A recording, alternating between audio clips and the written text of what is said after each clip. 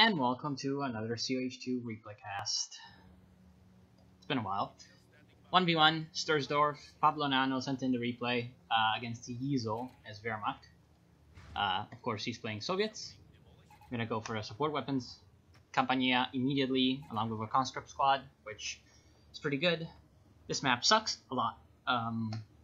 Main problem is that it's like really open, really easy to lock down a few places, and like with generally MGs or long range units, and it becomes really hard to fight. So yeah, it can be a pretty hard and stressful map to play. So Yizel is gonna go with MG spam. I do not agree. One MG is good on this map. Putting it in like not this building because it has no windows. Yeah, all these buildings, all these like concentration camps, shacks, or whatever the fuck these are supposed to be, they do not look over here. So over this side they are useless, but they do look to the north. And yeah, this house also pretty good. So getting control of it is pretty important. As you can see, conscript squad already going in there, which is useful. Maxim coming out, which is probably a good idea. He also knows that MG42s are coming, thanks to his radio intercept from Partisan doctrine, which is very useful in 1v1s. Always keep that in mind and use it as much as possible. Just keep an eye out for the voice / the like little cue down here that it tells you what the enemy has just built. Can give you a little bit of head start generally on what the enemy is trying to do, because it also shows on this map there's only one spawn point, but it also shows, as you can see, where the unit has spawned with the little blips. So if you can choose a doctrine with this radio intercept that you like, that can help you a lot in 1v1s as Soviets. I do not agree with putting my MGs into... Well, actually this house is pretty good for an MG, but again, an MG out in the open over here, manually faced, could be just as good. I totally do not agree with this MG. Honestly, he could have been way more aggressive had he had another Grenadier squad instead of another MG. He could have been way more aggressive towards the center of the map, and that's bad because the center and the left of the map are what, you know, if you can control them, that you can defend them really easily. Because there's really no flanking. There's only like this tiny little opening and a bit this area that you can flank around the center. Whereas on the right side, there's a lot more buildings, a lot more cover. Yeah, it's generally a bit harder to just control the whole area in any kind of way. A lot less line of sight.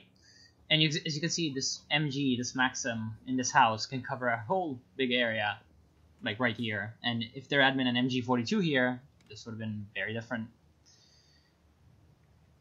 Nothing really happening. I don't need to tell you that, but soon they will find each other. These engineers are being idle for some reason. Oh, I can see what he's doing. I can kind of agree with this. Putting the barbed wire so there's no and you know, just leaning them onto the mine. I can see why you would do that. Little clever trick.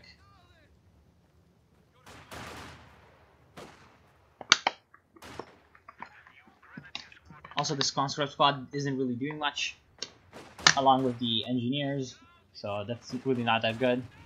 Molotovs being researched, so already we have Molotovs and also AT grenades coming up. AT grenades would have been a better choice a little bit later, and I do not agree with Molotovs. I do not think Molotovs are that good, honestly. After their latest nerf, they are kind of weak again.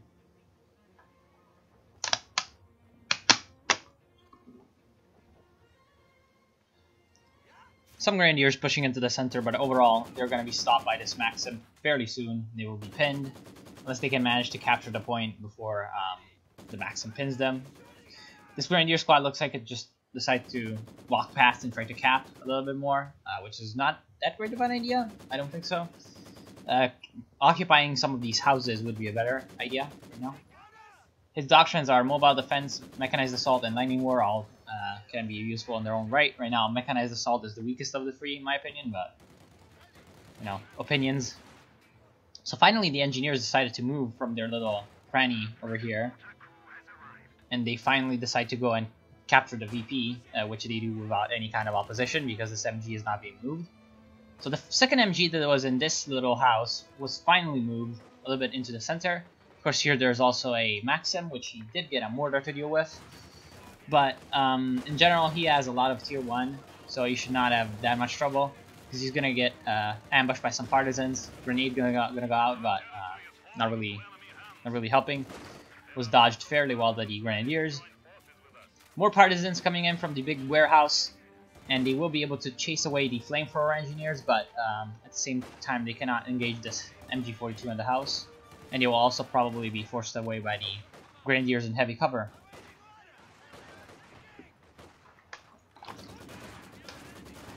Wisely retreating.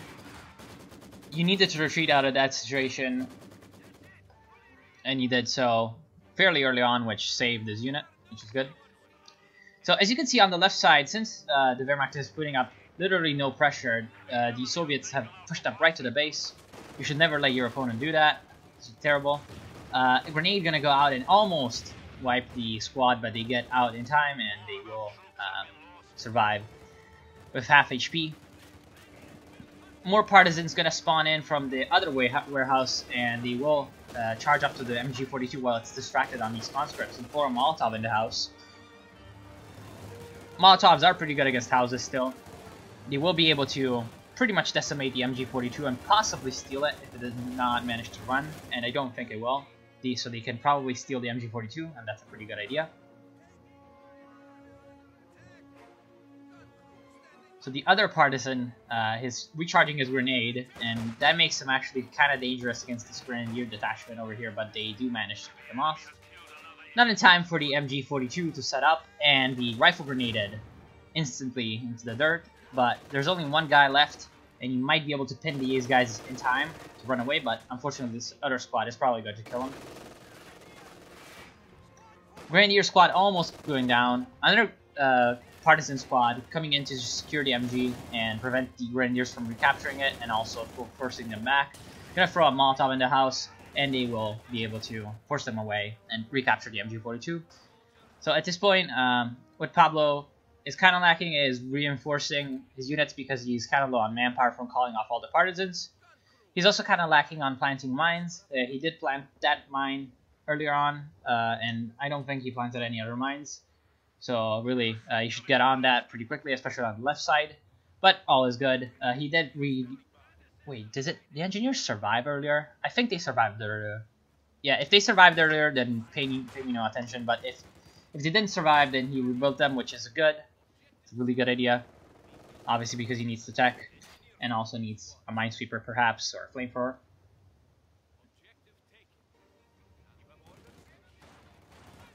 So the MG42 did go into this warehouse, which can be pretty good because it's fairly protected from any kind of flanks. You can only come in from the north or the south. No, the west, northwest, or the southwest. Yeah. And pretty much, yeah, also this other, not conscripts, Partisans went down, but I don't think they need to tell you that. So finally the mortar is doing a little bit, trying to force these engineers out of the house. I do not know what the mortar has been doing, but it hasn't forced out the Maxim from this central building, which is very, very important. And should have been his priority, and I do not know why he didn't do it.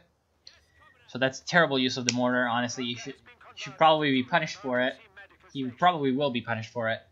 He does also have a lot of resources, which he should be using, as you can see, to upgrade his tech, which is good. Finally, he gets Grenadier Squad to also nice spawning Partisans out of the shack.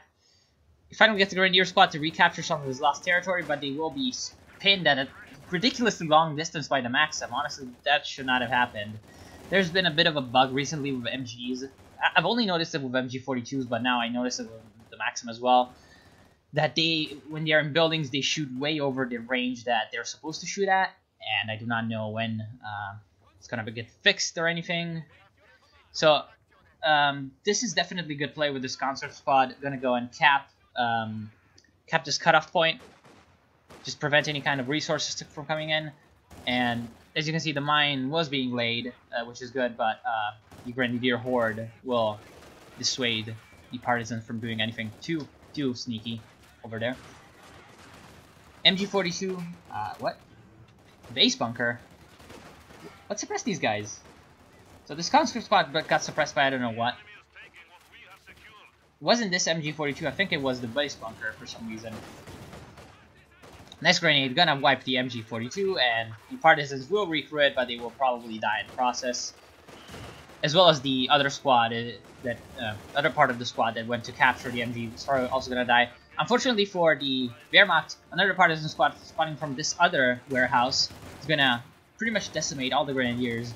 In the meantime, the Partisans over here were forced back, and the Grenadiers are recapturing some of the lost territory. At the same time, conscripts are pouring into the cutoff point. Gonna try to force back these flamethrower engineers along with this Partisan squad, gonna force away the Grenadiers as well. And there's pretty much nothing that the Wehrmacht can do right now, being base pinned really hard. If he had gotten out some kind of vehicle, like a flamethrower half-track, would have been really useful in this situation, honestly.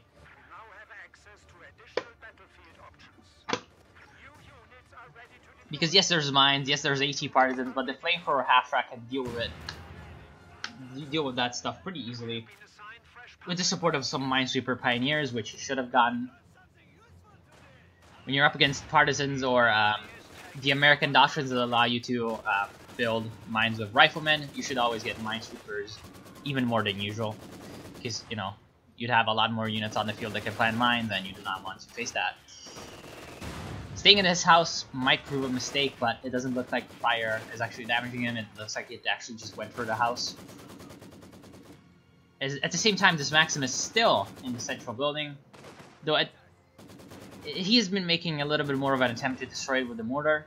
The building is almost dead, and the Maxim is even more in a bad way. So that's nice to see. More Partisans gonna spawn out. This convenient wall is actually being really bad for the Wehrmacht right now. A Puma is finally on the field, but the Puma is really not that good against infantry. So he will not be able to do much against the essentially infantry force of Pablo. This conscript squad is being forgotten in the house, which is definitely a mistake. But nicely, these Partisans did go and decap the munitions, thus forcing the resource income of Diesel to be even lower than it already is. 2 men of the Maxim are gonna be enough to pretty much suppress this entire German advance. And a grenade will probably wipe the Pioneers. Yep, along with Papa Shot fire. And the Puma, as you can see, it cannot do much. It really cannot do much as the mortar is actually finally targeted this house. Mortar is up to 9 kills, so at least that's going well for him. Again, the Puma cannot really deal with all the Soviet infantry that much. And at the same time, the fact that the 2 MGs that he had built were completely outflanked and stolen from him on various phases of the game has really been working against them.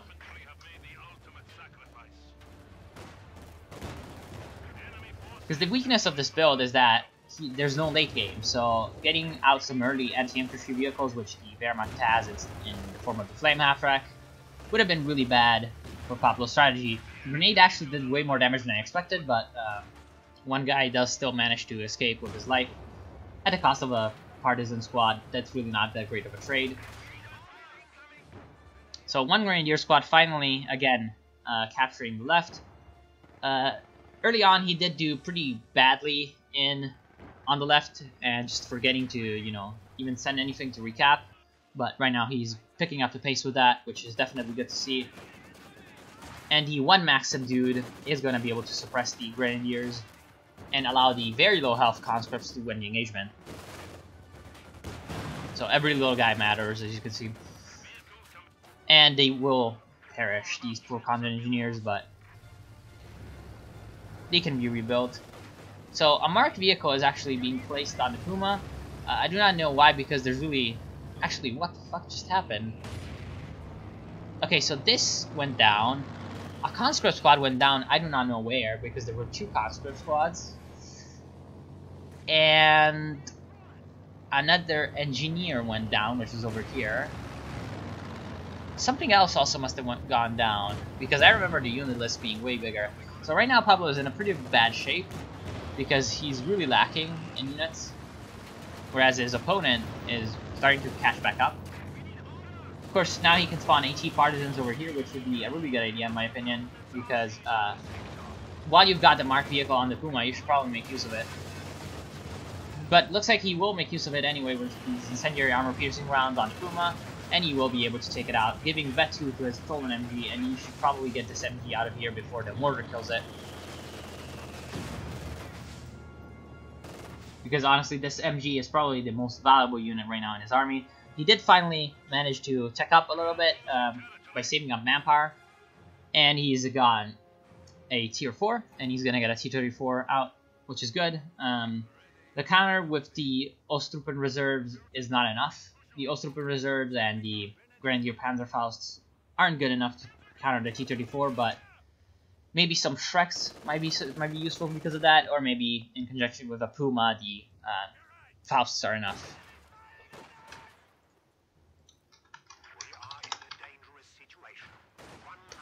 I just, yeah, whatever. Anyway, sorry for the little chat right there. People talking to me, really annoying.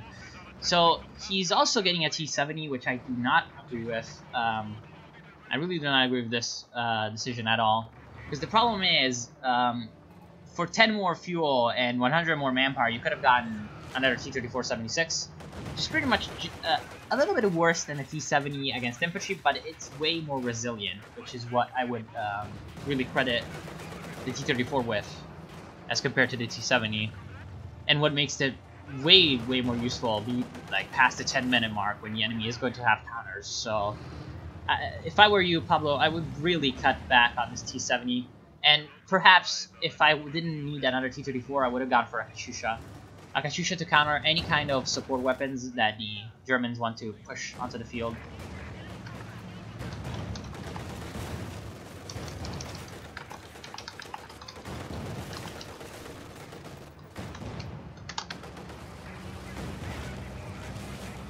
So a spy network went down. If you do not know how spy network works, it's basically like a little bit of a map hack on the minimap. It just shows all the units of the enemy and where they are. And you cannot, sometimes you cannot really read what they are, as like different kinds of infantry you cannot distinguish because they all have the same icon. But like, for example, the mortar has one kind of icon, and you can distinguish it. So as you can see, the T-34 and the T-70 were able to completely massacre the German infantry force in the center because it was blobbed way too much in the same spot. The way to counter the T-70 wiping all your infantry is placing them in buildings is one way. T-70 is really weak against buildings. It does decent damage against the actual building, but it doesn't really do much damage to the units that are inside. So always easy to remember. T-34s fare a little better against the houses, but still they are not ideal. They're not a flamethrower tank. They're not, yeah. And also, there was a really timely partisan spawn on this shack over here, the concentration camp shack, as I will call it.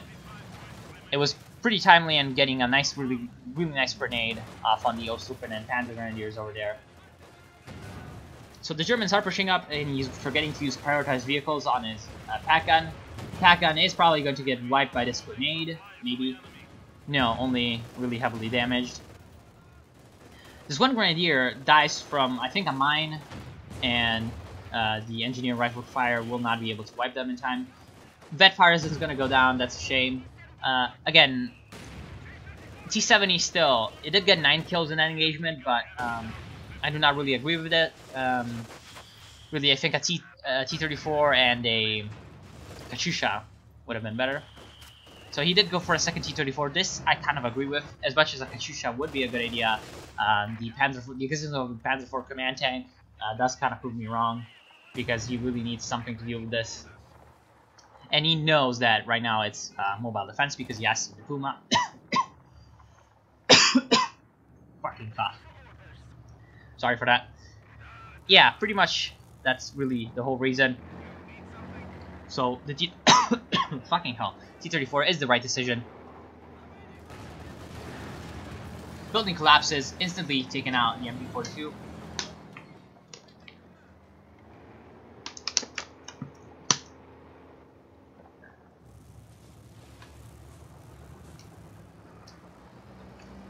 Right now, Pablo's main advantage is that he holds the armor superiority and the VP superiority, so if he can win the next engagement, he will likely take over the VPs and probably take the win. Of course, if the game went on, because you were a little bit reckless with your infantry units and also your support weapons, losing them a little bit too recklessly, if the game went on for a little while longer, you would be in a pretty bad position. T-34 being sent to the right, to squash some infantry because the free fire was being forgotten off.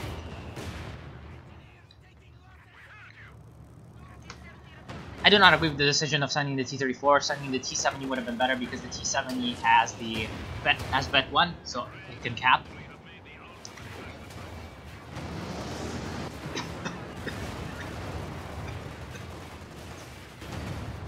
That was not a very good ram, but it did work out in the end, so that's pretty good. Of course, at this point, the pack gun should actually be repositioned to deal with the T-34, or should be attack rounded. Should be used in attack round.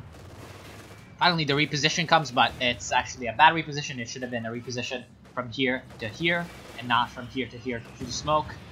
So it will finally be able to set up and possibly deal with the T-70 or the T-34, which is pretty much crippled. T-34 is dead. T-70 is a pretty bad position. Gets stunned by the target weak point, which was very good, timely use of the ability. And the Panzerfaust isn't coming for some reason because of the smoke, and the attack round from the pack will not result in anything, and he surrenders even though he could have just waited for another Panzer command tank and just recaptured his AT gun and possibly putting up a fight. But again, you know, you can't do everything. He was just probably really just he was just really disoriented by the Partisans. That's what I said with the other game I casted of Pablo using Partisans. The real problem with facing Partisans is that you do not expect someone to be, you know, using a lot of them, and especially if someone uses a lot of them in a bit of a sneaky way, which this game could have gone a little better for Pablo. It could have used them a little bit better, but it did end up pretty well. And if you use them in a sneaky way, you know, and constantly harassing the enemy, you might just make him make a lot of bad mistakes that he wouldn't have made otherwise. Because, you know, in the early game, Yeezel struggled with unit preservation a lot, and in the late game, he didn't, except for the Panzer IV, oddly enough. Yeah, so pretty much the Partisans early game made the game a lot easier by making Yeezel struggle with his unit preservation, which otherwise it was just fine the entire game, especially later on. You know, all fine with the unit preservation. He kept the pack alive in a little bit of a tight situation for a long time. He kept the mortar alive, and he almost came back from a complete base spin. So really, nothing to detract from Yeezel right now. What he could have done differently is, of course, gone for a flame half-rack.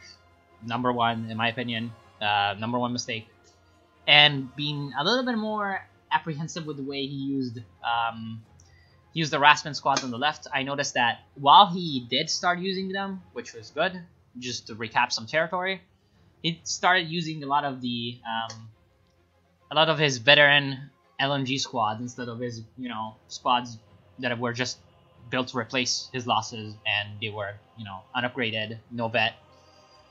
So he should have used those squads and the engineers to capture the left. He did not get any minesweepers, which didn't bite him in the ass, but it could have. It almost did in a couple situations. He could have used the Panzer IV command tank better. The Puma was a bad decision at the time. You should have conserved a little bit of the resources and gotten the Puma only if you had seen any kind of armor coming on the field. And the pack was a little too late. I mean, he thought he could do it with the Puma only, but he really couldn't. And once the T-34 spam really started hitting the field, it was pretty bad. Mistakes on Pablo's end. Really, a little bit reckless use of his units in the mid-game got him down to a really low force size, which can happen in any game, but he did come back from it pretty well. You should not have sent the T-34 to the right. You should have sent the T-70. A little bit of a better little bit of a better use of flanking in the center in these last few engagements would have been better.